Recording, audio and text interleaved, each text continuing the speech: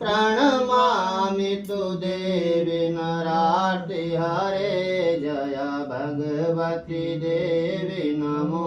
वरदे जय पाप विनाशिनी बहुफल दे जय चंद्र दिवाकर नेत्रधारे जय पावक भूषित वक्रवरे जय भैरव देह निलीन परे जय अंधक दैत्य विशोष करे जय भगवती देवी नमो वरदे जय पाप विनाशिनी बहुफल दे जय महेश विमर्दिनी शूलकारे जय लोक समस्तक पाप हरे जय देवी पितामह